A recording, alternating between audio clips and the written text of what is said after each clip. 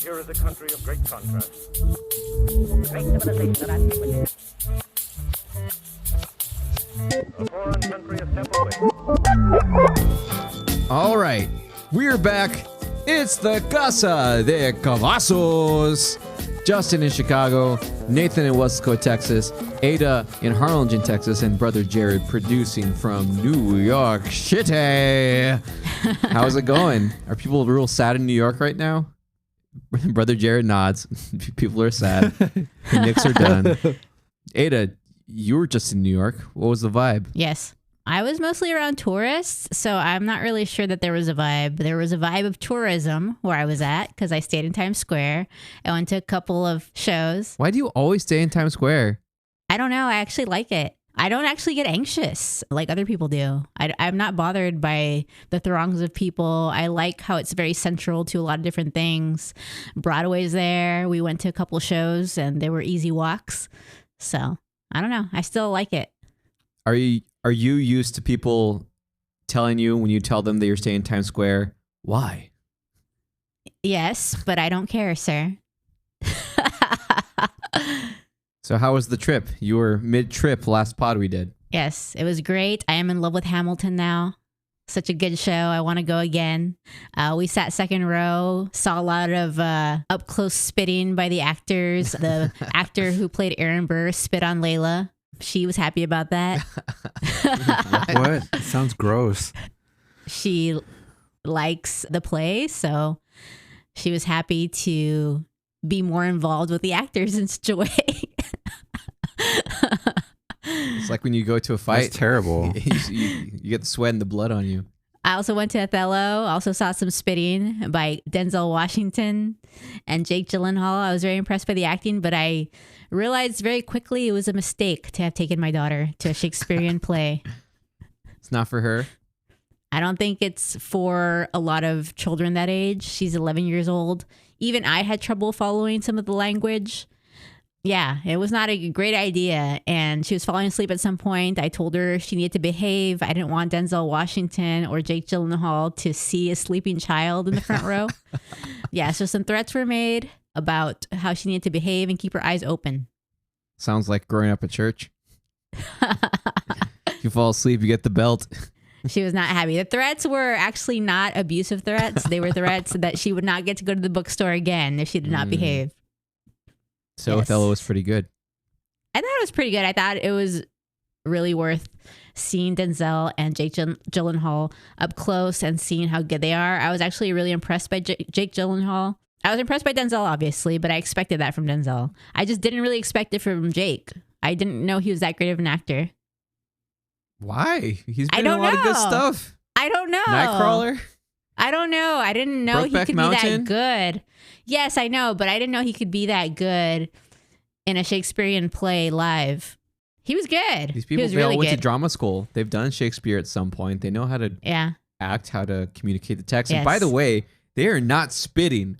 They are enunciating in order And to spitting. be heard across all the theater, no matter how well they're mic'd up. Yeah, I know. It's not like they're doing that on purpose. It's definitely a lot more prevalent in Hamilton because of the singing and more of the screaming. I mean, there's a lot more words in Hamilton, I think, than there are in Othello. When George Washington stood at the front, you could literally see a mist.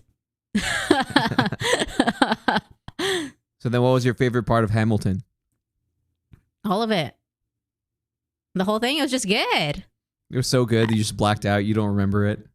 I remember everything being good and how I wanted to go back. Thanks for the invite. Well, too bad. F you. Did you hear about the Taylor Swift Eras Tour? There was actually this phenomenon that there were a lot of super fans who went to the concert and they were really excited to go, but they were so euphoric that they kind of blacked out. They don't remember the concert. I did not hear about that. But Yeah. I will say, too, what was very interesting to me is that my daughter is 11 and starting to get into like a moody teen stage. And even she was like clapping like every song. She was like real into it. Yeah, it's real She was good. very happy. Maybe you should come see the touring production in Chicago. Well, it's not touring, like it's they just have like a run of Hamilton that just happens in Chicago. Yeah. So at this point, it's so successful that they have the New York cast, and then they have other casts that do the tours. I've heard also that they're going to come to San Antonio soon, but I don't know. I might get disappointed because I really like those Broadway auditoriums, like how nice and historical they are, and like how tight it is. So I'm not sure if I'd be disappointed going somewhere else. There's some nice theaters in Chicago. Chicago Theater is pretty good. Hamilton's going to be at the CIBC Theater. It's coming back March 4th through April 26th, 2026 in Chicago. Oh, interesting.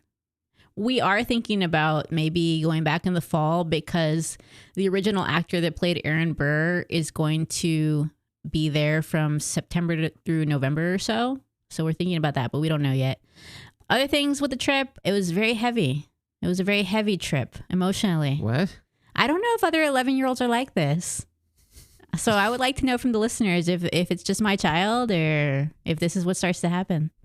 Started with, are we going to die on the plane?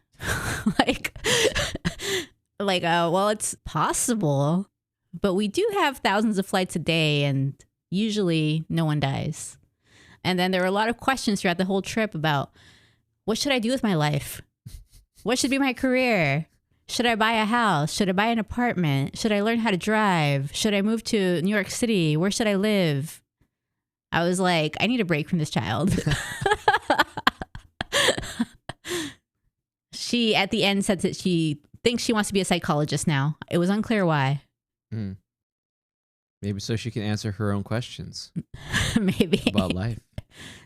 Maybe. So we've got another little trip coming up soon. I wonder if it's going to be as heavy emotionally. Wait, where are you going? We're going to DC for just 2 full days. So another little trip. Nathan, you'll have to report in a few years if your girls do this. I seriously doubt it. I think this is due to the environment she's being brought up in. What kind of environment is it? I'm just insinuating it's your fault. What am I doing though? Like, I did start to wonder, like, am I talking to my kid too much? Ada's the opposite. Ada, if someone's sad, she's like, why are you depressed? Why are you so sad? I don't understand. I'm never depressed. I feel great all the time. That's not really what I do, sir. I don't tell my daughter that I just feel great and I don't understand. Yeah, but you tell everybody else this, so that's definitely not a lie. BS. It doesn't come up in that way, but I am a very happy person. Anyway, moving on. Speaking of Alexander Hamilton, do you think that he would have been cool with everything that Trump is doing? Spoiler alert, I believe not. So that brings us to that article that Nathan was talking about. Yes, and don't put me on the spot because you all should have read it as well. So what did y'all think about that? Wait, did he even read the article? You sent the free gift article, so I was able to read it. From the Atlantic. Great. So Yes. just FYI, apparently we read the Atlantic a lot. So it has to do with the fact that the Trump administration is dealing with a lot of court cases related to their actions. And for whatever reason, they say different things in public. And then in court, when they are under the threat of perjury, they say different things. Well, they're trying to make a win in the court of public opinion. They're trying to win by politics. Yeah. And then if the narrative of the judges is any different, then they want to try to discredit those judges. That's what they're trying to do. But also, like, how much would it suck to be that lawyer that you're trying to defend these people and they say something that works directly against your case every day? Yeah. That would just be terrible. That's a horrible client. That's basically screwing you over because maybe some of those things could even be used in court if the case is ongoing and you're saying bullshit. Or you mean mierda? Sure. It's interesting too how they talk about how like a lot of these situations would be normally like the administration should be like no comment, but instead they come out and just say complete opposite things, or they push the idea like, oh no, the person's horrible, they're a gang member, murderer, rapist, instead of just being like, you know what, like let it play out in the court of law. Yeah, like one of the things was they were basically saying in court that they don't really have the power to force El Salvador to bring back Abrego Garcia. and on TV, Trump is like, yeah, I mean, I could make a phone call. I could do that. I don't know what we're going to do about this whole situation, because it's like this alternate universe that the Trump administration creates, and they're basically saying that the judiciary is the enemy. It's all part of that. And honestly, I think a lot of people got into this alternate world just very innocently. I was literally sitting next to someone on the plane, very nice lady. She was scrolling through different channels. One was Fox, and of course they were saying something ridiculous. And then she was watching Roland Garros. She was watching the French Open and various things. But I was just thinking, like, these people are just innocently like watching Fox News, and they're just getting fed complete bullshit. And that's why they believe it. And that's why they believe that the judiciary is the enemy. Well, how do you innocently watch Fox News, though? Well, I think that when you first start watching it, it doesn't seem crazy. It becomes part of your routine, probably. What do you mean? I've talked about this at length before. Like, just the facial expressions from like every single persona that's on that network is just like, everything that's happening just seems like so ridiculous. They're just all in shock of like, oh my God, how the fuck is this happening in this country? Like every fucking thing. I remember we went to New York. The last New York trip I went with you, like I turned on the news, Fox News, and it was like, oh, like the city's like full of garbage, smells like shit. I'm just like, what the fuck is going on? Yeah, I do think though that some of these people probably started watching long ago. This lady I was sitting next to, I would guess she's in her 70s. Remember that I started watching Fox around 2000 or so. And at that time, it was definitely more reasonable. You had a lot more people that seemed sane and fair. And a lot of the segments didn't seem crazy. It also differs on Fox. Like some of the segments seem more reasonable still, but there are certain segments that are crazy, like the Five, some of those people on the Five, and then like the night shows, like the Gutfeld show. Those are pretty crazy, I think. Have you guys actually watched the Gutfeld show? Nope. Yes. It's fucking crazy. Yeah, it's insane. So give us some greatest hits that you've observed in terms of the insanity of the Gutfeld show. It's almost like comedy. Like, are they really serious or not? I can't tell. It's like the satire that the Colbert Report was supposed to be. Yeah, but they actually believe everything they're saying. Do they? Because it's like literally things about Biden drooling on himself and just like the typical stuff that other people will tell you that they clearly heard from Fox News or that filtered from Fox News in some way. About Kamala being a drunk and things like that. I haven't watched since I think before November. Going back to that article, I found it interesting when like the government attorney said that Trump's statements, they needed to be read with the appropriate nuance. So what the fuck does that actually mean? That you have to just know that he's crazy and narcissistic, and I kind of feel like it's just like the same thing where his base always makes it seem like he's a genius. It's just that we don't, like, people on the left don't understand what he actually means. That's what I felt that meant. Well, I don't know. I feel like if there's anyone who doesn't speak with any nuance, it would be Donald Trump.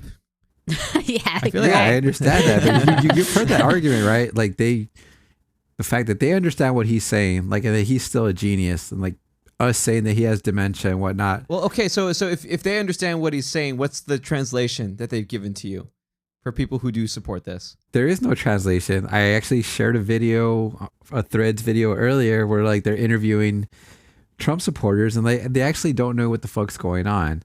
But when you talk to them, it's the same argument that I've had with multiple people where basically it's like tell you to shut the fuck up and look it up on your own. So to answer your question, like they don't even know what the fuck is going on anyway. How accurate do you think that video was though? Because of course some of those videos could have just spoken to the worst people. I think it's pretty accurate because I've spoken to people that should be like able to differentiate between his bullshit and the truth, and they come up with the same kind of thing. Like their defense is, I'm not going to do your job. Look it up yourself. The facts are out there. But then they don't know the facts. Exactly. So I don't think I think that's par for the course. I have to keep saying that same thing because it keeps happening. Like it doesn't change. It is weird though, that whole video, like how people don't really know what DEI stands for. That was weird.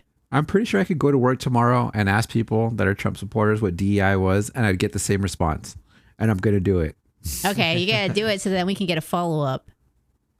Because like you're acting like it's ridiculous, but it's not. Like if you talk to enough people, you'll see that that's the way they are. It doesn't matter what the topic is. Trump's right, and he's always right. It's not like I'm acting that's ridiculous. I just thought that people were smarter about a lot of different things. And I continue to be disappointed that I don't know what happened with our educational system. Like, for example, that story going around today about the transgender athlete, A.B. Hernandez. Most of the comments were just ridiculous. Like, they couldn't even comprehend what the article said. Even like the little blurb, it literally said that the athlete had not displaced anyone at all. Like, literally, they gave an extra medal.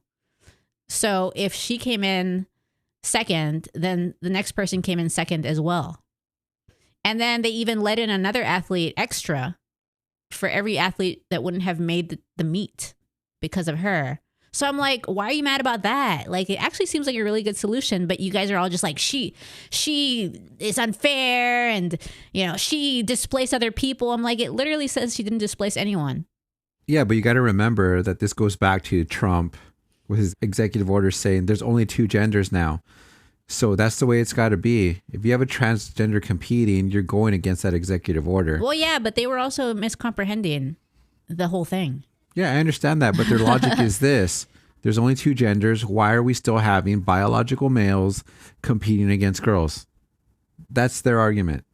It has nothing to do with anything else. As long as there's somebody that's not a biological female, in their opinion, it's wrong. Yeah. Well, it still didn't make sense because their arguments made no sense given the fact that they gave extra medals and let extra people in because of the transgender athlete. Yes, and actually, this one girl they interviewed, she was actually really happy for the transgender athlete. She didn't care. And we talked about this before too. Like, there's this, the way they spin this story is that every single trans athlete that participates is going to be the best of the best. They're automatically going to beat all the women. Yeah. Which is definitely not true. I mean, there's so many unathletic people. Yeah. So, I mean, I guess it's a tangent again, but it's really about the fact that there's a lack of understanding of what's going on. There's a lot of gaslighting. People actually don't really understand the issues. And even when someone tries to come up with a creative solution, they're still pissed off and giving you very strange arguments. Yeah. Did you see also that, like, in Oregon, there was a transgender athlete that got 5th place in an event, and they're praising the two girls that in protest would not get onto the podium. And to me, that was like ridiculous because you're always saying like, oh, they're so much better. There's this advantage. 5th place. So you're saying that people who beat the 5th place person didn't want to get on the podium? They must have been like either sharing that position. Oh, okay. But like, so either way, they didn't want to get up there. So where's your discrimination level at? Like, if you win 1st place, you'll stand up there. But if you tie, like, oh, I'm not okay with this. Well, it looked like at the California meet, everyone was okay. Yeah, like if you're not okay with it, then don't compete at all. Don't protest because you lost to them. Because obviously the girls that beat the transgender athlete had no problem standing on that podium. Yeah. Well, I guess it kind of ties to court cases because there's going to be a bunch of court cases related to transgender athletes. And of course, they'll come up with BS in their public statements. I just think we have a bunch of weak people who are raising weak children, weak-willed children, who are just trying to find, this is like the whole playbook of the conservatives, find someone to blame for your own shortcomings. Like if you're not good enough to beat someone, oh, it's because they were a trans athlete. Oh, if you can't make money at this job, it's because the immigrants are taking it from you. If you can't get good health care, it's because all these poor people and all these illegal aliens are taking up all of our Medicaid. Yeah. But at the end of the day, in this like specific issue, they don't realize that even though they might like, some girl might like not get a medal in a certain event, the universities are not offering scholarships to these transgender athletes. Mm-hmm. They're just not. Yeah. So like, how much of a disadvantage is this? I mean, they're only basically getting to participate at the high school level. And after that, the colleges are not going after them. It'd be one thing if you're actually taking away scholarships, but no, like the schools are not offering them any type of scholarship. Well, even if they were taking some scholarships, it would be very minimal because there's so few transgender athletes. And you still have to have some talent. Just because you're transgender, male to female doesn't guarantee that you're going to be good at something. Yeah, and I saw some of the comments saying like, "Oh, maybe the solution should be to just have an open division."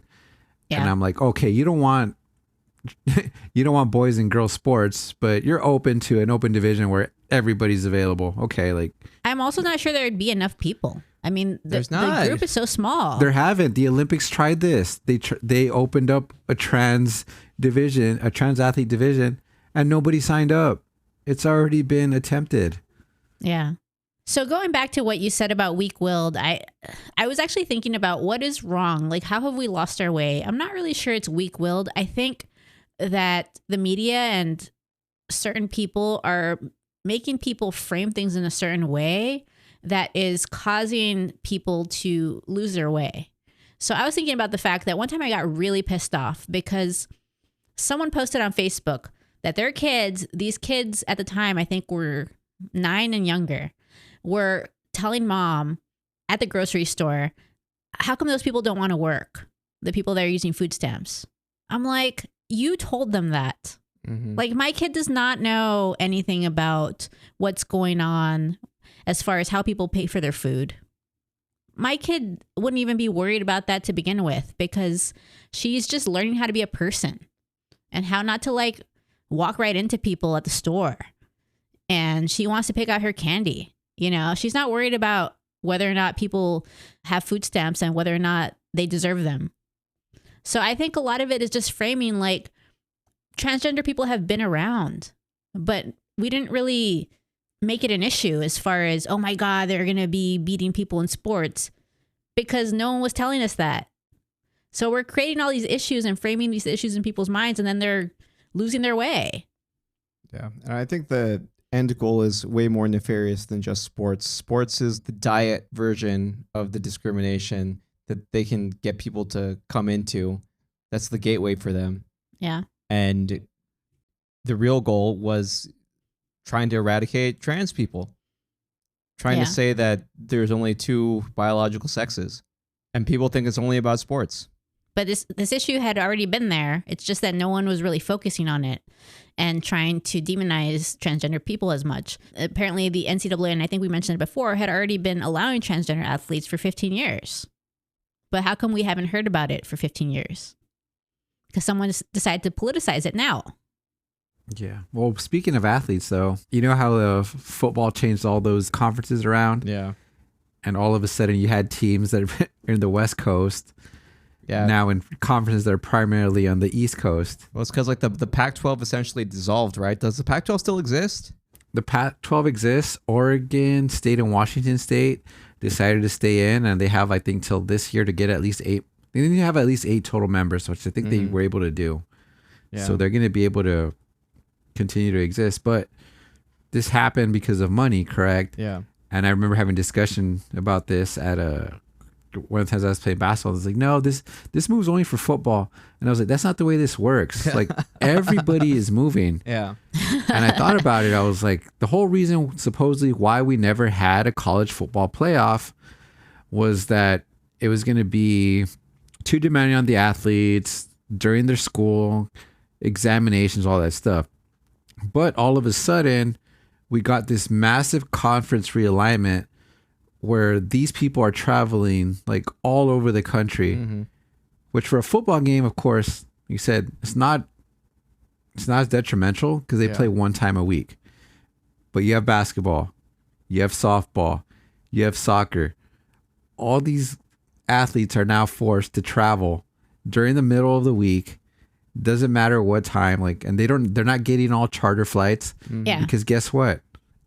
Only the football teams get those flights because they're the only ones that get the income that can sustain that. Yeah. So now all of a sudden you have all these athletes, which we couldn't even have a football playoff because of these issues. Now you're having them be at airports all night, deal with delays, having to eat this bad food because college football decided it was best for them to realign to get more money. Yeah. You have these organizations, these institutions like Stanford California school, is now part of the Atlantic Coast Conference. Yep. Like the people that they have to play against on a regular basis are all the way across the country. Yeah, and then you have USC and UCLA in the Big Ten. And you know where all those schools are at. Yep. In the Midwest, for the most part. So it's a paradox because the football teams have the charter planes and they're not even the ones that really need them because they only play once a week. Correct. So I don't know if you guys read the article I shared. Like there was a team, I think it was a women's, was it a softball team or was it a soccer team? Like got stuck at the airport. And then like they had the worst luck ever too. Like they tried to order 30 sandwiches and the employees got into a big fight. The person quit and they were so desperate. They were trying to like bargain with the employee that was leaving. Like, please just like quit after you make these 30 sandwiches. Yeah. And the employee was like, fuck you. Like I'm leaving. Yeah, Like, I read don't that care. part. Yeah, that's crazy to be in such a tight schedule like that you have to depend on like a one restaurant at the airport. Yeah. And then you don't get fed because something crazy happened. Yeah, but And they of course, go ahead. they didn't even have the worst luck on part of it. Like they had all this crazy stuff happen to them, and then that team ran into another team also in their conference who was doing the same thing, going all across country, and they had a flight that was delayed even later than them until like 6 a.m. the next morning. I mean, it's already hard to be a student athlete, but I'm not sure if the article touched on this because I didn't get to the end of it. How are they going to be good students when they have to deal with such a crazy schedule? I mean, I don't think they are. I mean, at this point, I don't know. I don't know if all these decisions that got made, like how athletes get paid now, goes to like every single sport, but it definitely should because like they clearly do not care about the student athlete at this point.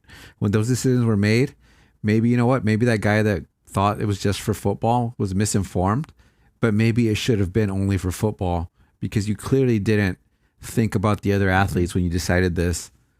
That would be weird to be in a separate conference for all your other sports, though. Is it really? Because there's some schools that, like, let's say, are Division I basketball, but their football teams are not Division I. Oh, Like, you already have these type of things, so why not leave the other conferences alone? I don't know. Maybe you should be running things because I wouldn't even think of that. And it's not just your being a student that takes a hit. Like, let's say you want to use Wi-Fi and you don't have the money, or the Wi-Fi sucks on the plane, or the plane doesn't have Wi-Fi. So there's a student part of it too, but there's also just your general health. Yeah. Just like all that travel, all that stress on your body and not getting good food, airport food. Not getting good sleep. Yeah. And there's clearly like already a performance issue because I noticed, like I said, so I'm a UCLA fan, always have been, and I noticed like when they were at home, they won most of their games. But when they had to travel across country, there was like a lot of like losses where it looked like they just ran out of gas, like all of a sudden. And then of course, I think they talk about the UCLA team. Well, I don't know if they did. I think I might have looked up on the side, but he was saying like he didn't want to use it as an excuse. But sure enough, like they were really tired going on these flights, knowing that they were going to have to come back home like in the middle of the night and have to get back to it. So I don't understand how the NCAA decided this was a good idea for all sports. So do you think that there's actual data that shows that they are playing worse, UCLA? I think if somebody actually starts to put data together, you're going to see that all these teams that got shifted, like UCLA, USC, Stanford, like obviously you could throw football out of the window because it's like one game a week. But I guarantee you, if somebody puts a study together, there's going to be a massive decline in performance on the field. And they're going cross country, like 6-hour flights sometimes. Yeah. 6 hours is direct. Yeah, that's true as Yeah. well. And they're not even always getting direct. Yeah. That was the other thing they talked about in the article. Like they're not even getting the best flights. Because I think one of the articles was saying like they were flying, one of the teams was flying like a Legion, I think. Oof. That's cheap, right? Yeah. So, I mean, they got to save some of this money too. So like all of a sudden you're going maybe through multiple flights. Yeah. Which I would imagine as a university, you'd probably do all direct flights. Like it's not like, I mean, I know I've complained about this. Sometimes my wife books like 3 flights and I'm like, what the fuck? This is fucking horrible. But she's like, but yeah, but it was $1,000 less. Yeah, it depends where your school is. Like UCLA, I'm sure has a lot more ability to get direct flights because they're in the LA area. But like for us down here, it's very minimal what you can find as far as a direct flight. Yeah, but like if you're in the Big Ten, sometimes there just aren't direct flights to, I don't know, Des Moines, Iowa, Yeah. Yeah, you got to realize you have like Iowa. Nebraska. Yeah, Nebraska. Nebraska's in the Big Ten. Ohio State, Penn State, like these are all far away. I didn't actually realize how far some of these flights were until I booked New York to Vegas for Jared, and it was like 6 hours. I'm like, what? Yeah, I think Why they were is it talking so about like far? UCLA's flights before they joined the Big Ten was like 22,000 miles. And when they joined the Big Ten, it would jump to like 36,000 miles traveled. Mm-hmm. Yeah, It's a massive increase. the last flight that I had from Chicago to San Francisco, that trip was like 5 hours, 5+ hours for the What? flight. That's long. Yeah, I don't even like doing like 3-hour flights. Like once you get past that, it's a grind. Like if you don't fall asleep, it's tough to be up there. And they're not getting first class. They're not getting charter. No, they're definitely not getting first class. Well, I mean, how could you even get first class when you have such a big group? There's only so many Yeah. first class seats. And some of these athletes are larger than the average human as well. And that's not what those airplane seats are made for. Yeah. Speaking of larger than the average human, I actually sat next to someone very tall on a recent flight, and we're like, can we sit there? Southwest, you can pick your own seat as of right now. And he basically had to get up because there's no way we could get in between his legs. Like, there's no way. Like, zero way. His legs were so long.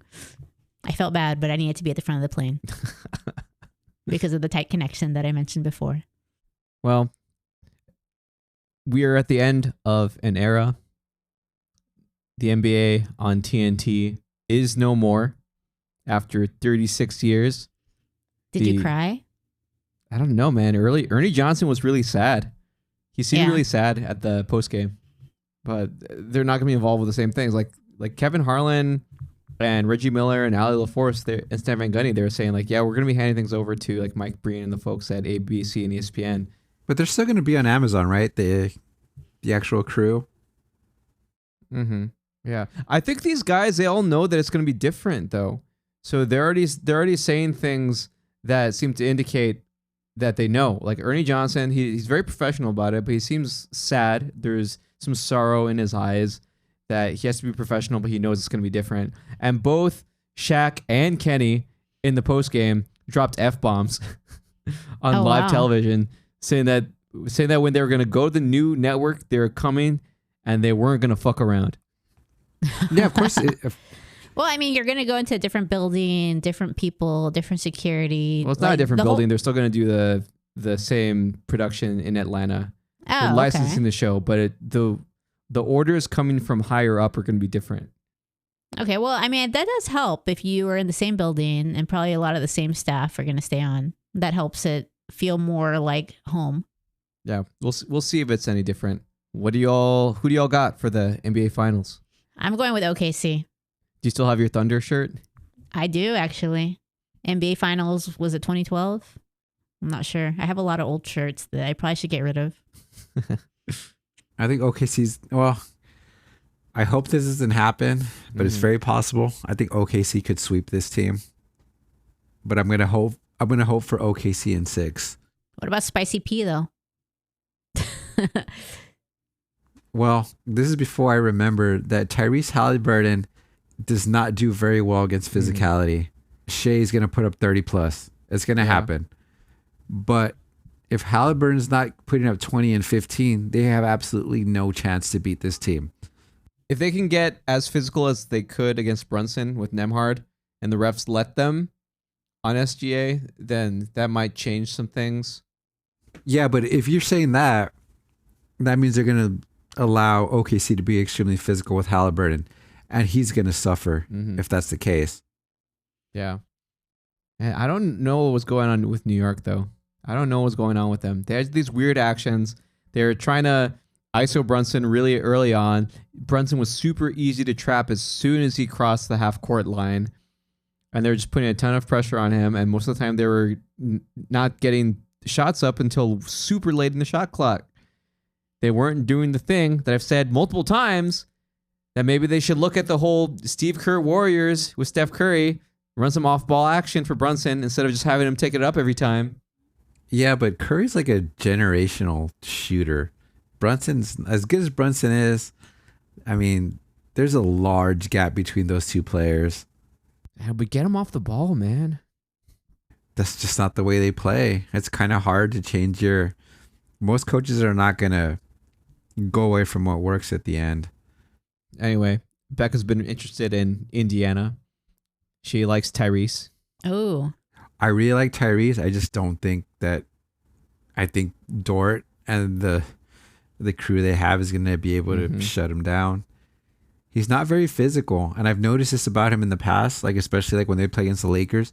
So the Lakers knew this, and LeBron's a bully, so they would really body him up, and he'd play really bad. And the Knicks did it for that one game, and you saw what happened. And that's pretty much what probably cost him the Eastern Conference Finals MVP. The vote was actually really close. It was 5-4. Oh, But, wow. I mean, when you have a game, It was like a Supreme Court decision. yeah. So like as that game, like pretty much lost it for him because Siakam was pretty consistent.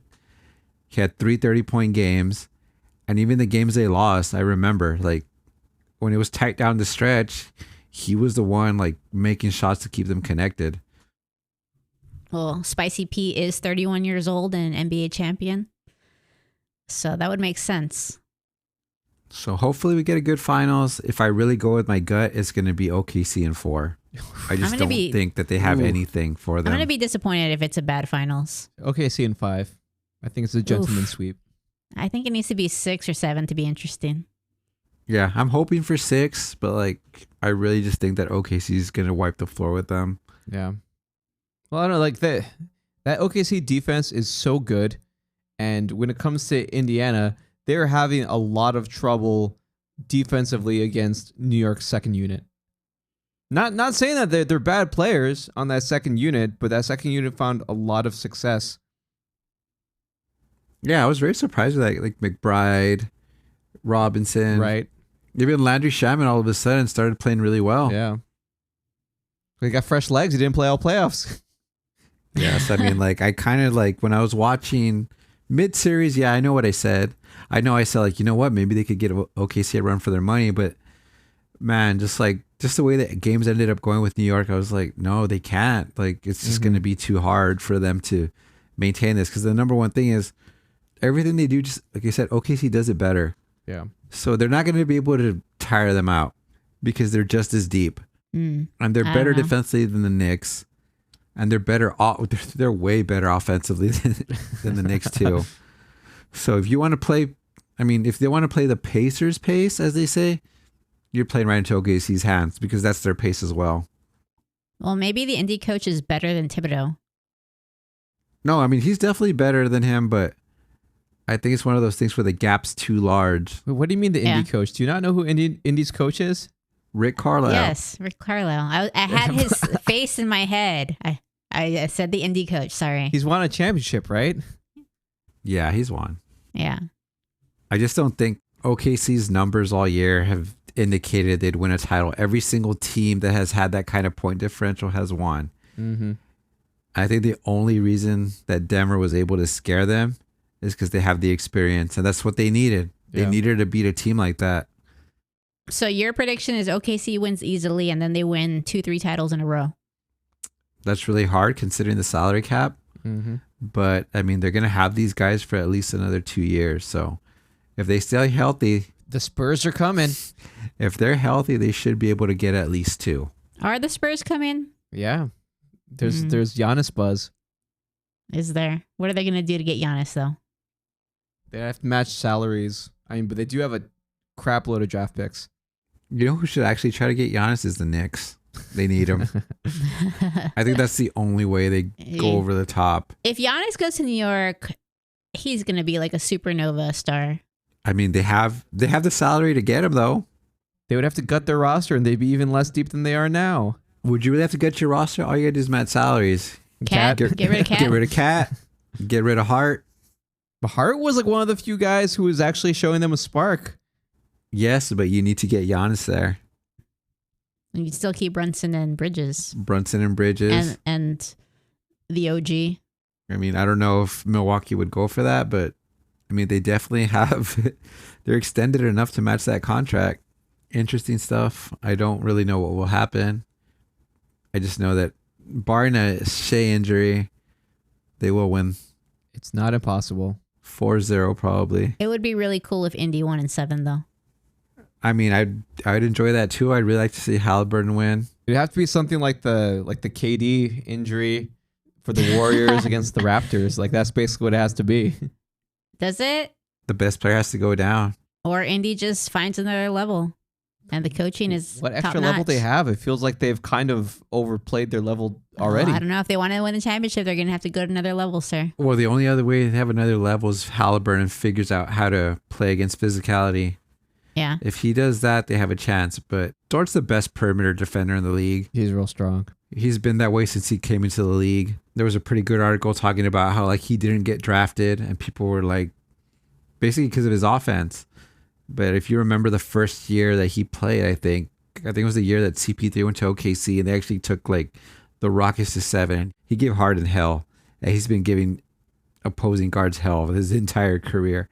I just don't know. I mean, they're gonna have to have a hell of a strategy to get Dort off of Halliburton. Do you feel that Lou Dort should have ranked higher than 4th in Defensive Player of the Year voting?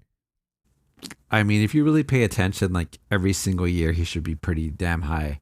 He's guarding the best player that OKC faces pretty much every night. Because as you know, like most nights, the best player is an opposing guard. Of course, you have a few teams where the best player is a center, like the Nuggets, or like a power forward, like for Milwaukee. But by and large, in this league now, the opposing team's best player is usually a guard, and he's taking that assignment every night for his entire time in the league. Yeah. So he should definitely be pretty damn high. Wait, why was Dyson Daniels second in Defensive Player of the Year voting for Atlanta? No one knows. That's weird to me. Atlanta was 27th in the league in opponent points per game. Who knows? I wasn't watching Atlanta. Who all year. votes for the Defensive Player of the Year? Do you know? I would assume it's like coaches. I mean, if it's the coaches, then it makes sense. The coaches are the ones that see all of this, and they know, like, oh man, this guy's really hard to go against. Oh, he's, I mean, if it's the really hard. That was a long pause. This guy's really hard. We now have an ad for hymns. Yeah. Yes, Dyson Daniels is the first official hymns defensive hardness player. It's like, man, I would have gone into the lane, but man, Dyson had this raging erection. I'm just saying, like, if it's a coach's thing, they're the ones that watch it most closely, and they already know, like, okay, like this guy's gonna disrupt what we're doing. So if it's a coach's vote award, it would definitely make sense to me. Yeah, but I still understand. Like, you're on like a bottom 3 defense in the NBA. Maybe otherwise it would have been way worse, like losing by 50 points a game. I don't know. Well, I mean, if you pay attention, he averaged 3 steals a game and almost a block, 0.7 blocks. It's decided by a panel of 124 sports writers and broadcasters in the U.S. and Canada. So And it'd be hard to answer anyway, because, I mean, unless you're watching a lot of Atlanta Hawk basketball and you're specifically like, let me watch this guy's defense. Can you pronounce Lou Dort's first name? no, Do you even know how to spell it? no, Do you know what it is? I'm not even sure I remember what he looks like. What? He's one of the best players. Dude, he's Yeah. like super strong. His neck's real thick. Is it because he had the Apple Vision Pro and he's been working on his neck muscles? Maybe more than you. Yes, I didn't clearly. actually know that was his name. Yeah. Oh, I definitely recognize him. I didn't know that was his name. Lou Dort? Yeah. Lugens? According to Google, it's Lugens. Ooh. Lugens. He's a Canadian basketball guard. Wow. Isn't Shea also Canadian? Yep. Yep. Did you know, side note, did you know that Buddy Hield's name is Chavano Rayner Hield? Is Oh, it wow, that's a Do you know cool why name, his, actually. his name is Buddy? No. It's because he received the nickname from his mom based off the character Bud Bundy from Married with Children. What? That's horrendous. Look that shit up. I just saw it. That's crazy. It literally says it. And that's all the details there.